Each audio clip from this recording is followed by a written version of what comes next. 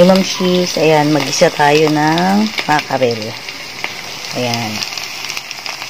So, papalambutin lang natin tong patatas. And then mamaya ilalagay na natin tong mackerel. And dahil nagisa ko na yung patatas sa bawang sibuyas, natimplahan ko na rin ng konting patis at paminta. Malambot na rin yung patatas. Pwede na nating ilagay yung mackerel.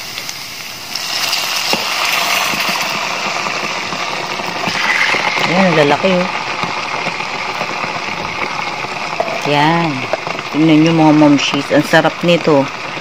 Sinabawang mackerel na may patatas. Pakukulaan ko lang to ng konti. Kasi luto na naman yung mackerel, diba? And then, pwede na tayong kumain. Try nyo na rin to mga momshies.